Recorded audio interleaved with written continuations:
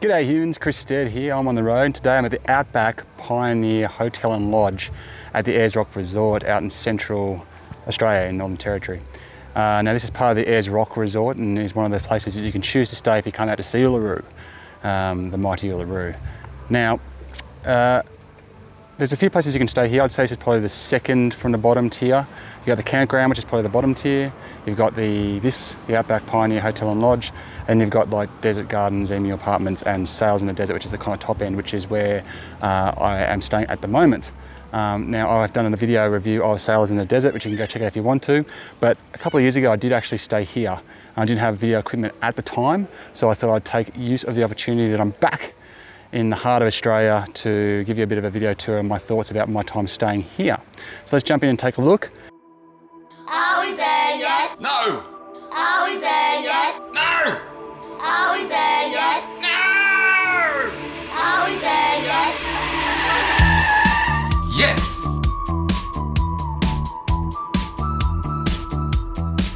Dad, I'm hungry.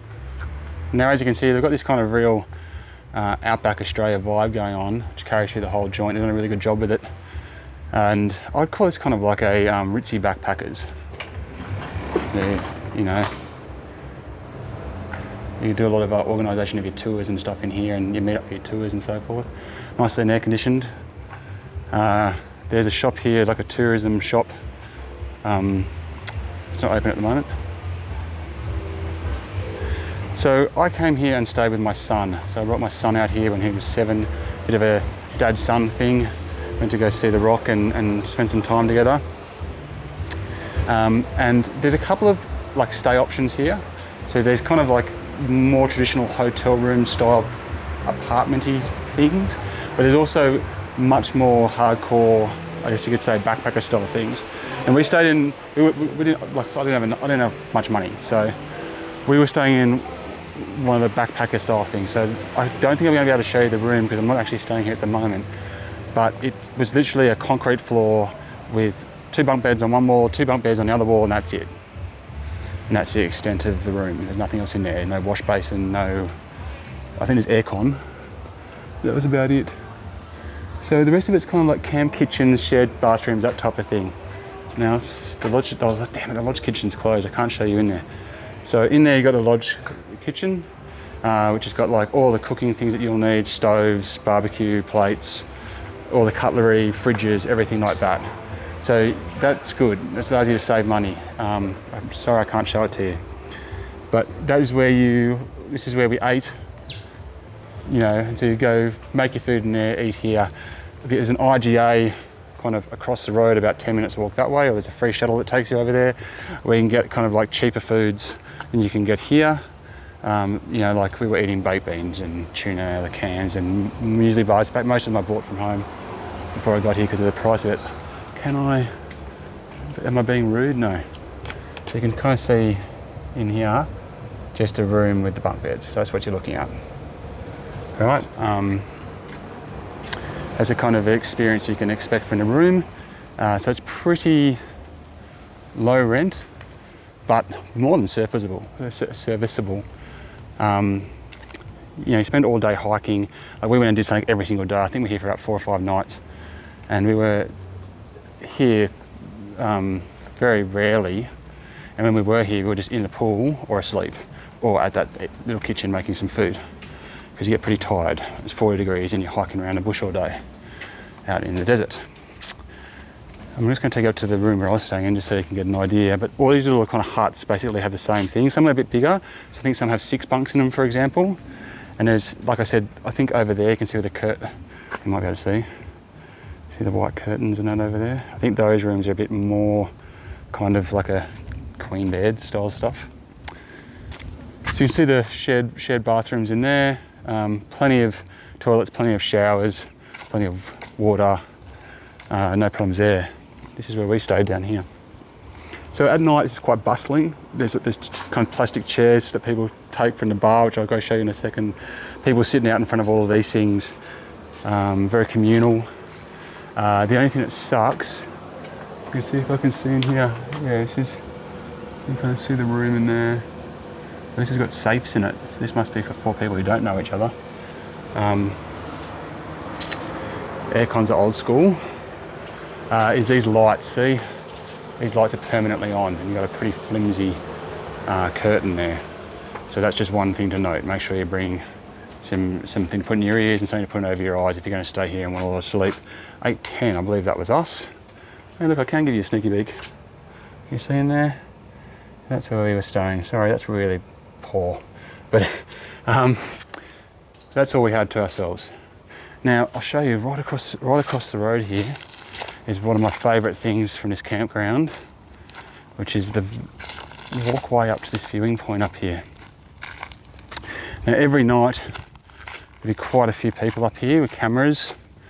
It's a bit cloudy today, but you can imagine when there's no clouds in the sky, the quality of the stars out here is sensational.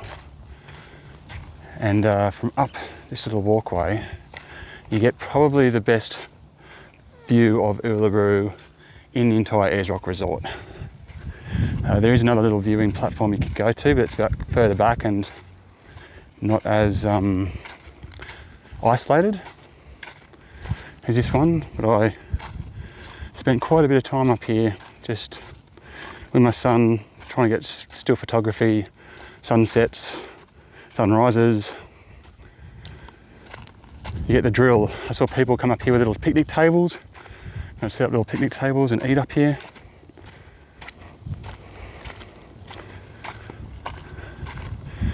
And really it's only a small walk from your room to get up here.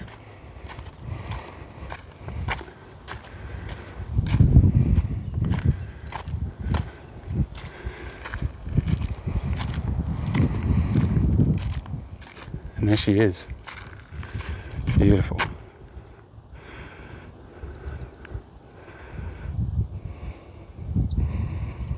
And that's the campground down there. Campground accommodation, I believe.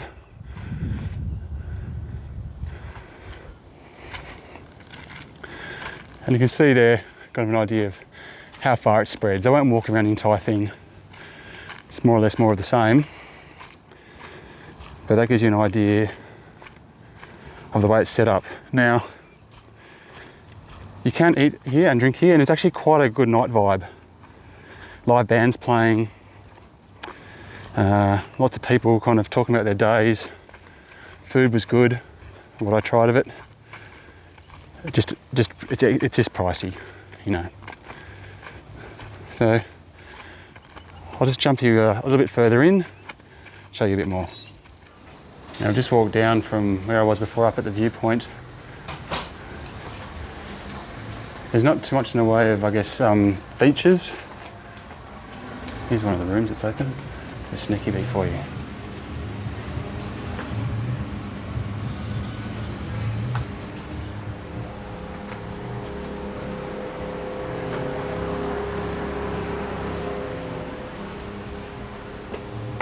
There you go. So that's one of the bit more opulent rooms. They've got decent rooms here. That are a lot more better than a concrete slab and 4 beds. I think it's obviously really low season. So when I was here, this pool was pretty active. Not the world's biggest pool, as you can see.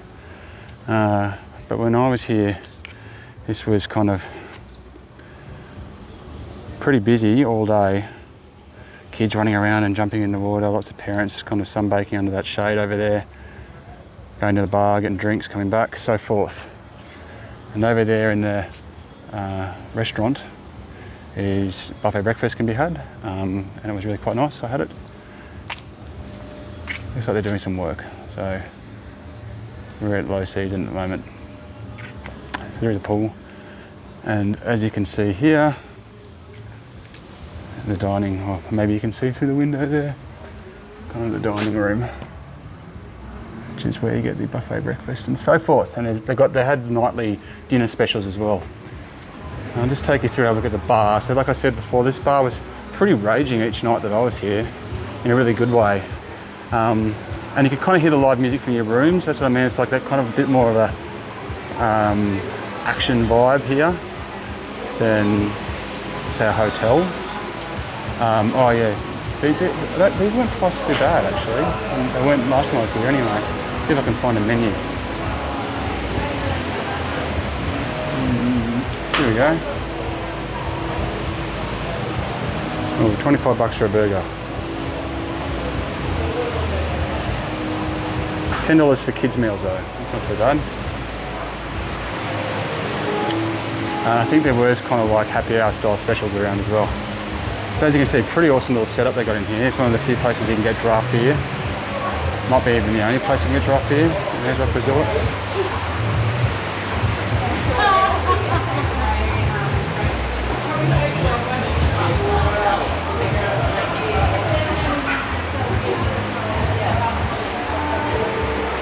So you can see how it's like a Bavarian beer house in here. So you can see how it'd be a lot of fun when it's raging and everyone's had a big day. Look at the band setup up there.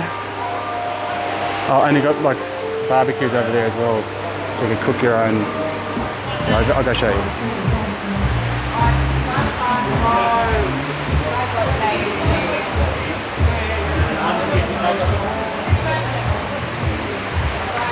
There you go, there's another menu for you.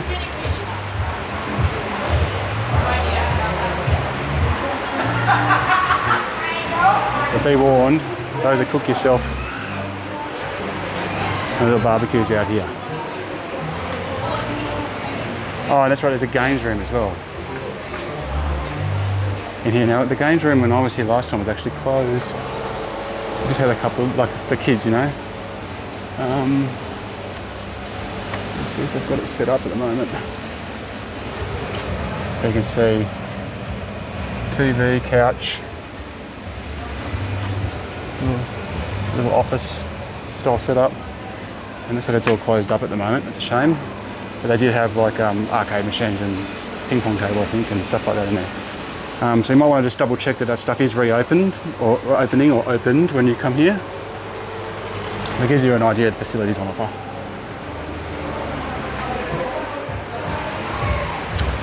So there you have it, guys. Those are my thoughts about the Outback Pioneer Hotel and Lodge out here at Ayres Rock Resort. I've got a lot of fond memories of actually staying here. It was just me and my little mate, and we were really having a lot of activity during the day. You get up for sunrises and stuff, and it'd be hustle and bustle in the kitchen, people getting sandwiches ready and stuff because you want to get everything done before the heat of the day kicks in. Go walk around the rock or go to Olga's or whatever, and then come back and jump in the pool and have a few beers and listen to a live band play and just be part of a rowdy and boisterous atmosphere, which you don't get in some of the other places. So I highly recommend staying here. I think it was really, really cool. And especially if you want to save a bit of coin, I think sleeping in those bunk beds and just living your experience outside the room is definitely cost effective and not a bad experience whatsoever. Anyway, those are my thoughts on the Outback Pioneer Hotel and Lodge. Thank you very much for watching. As for me, back on the road.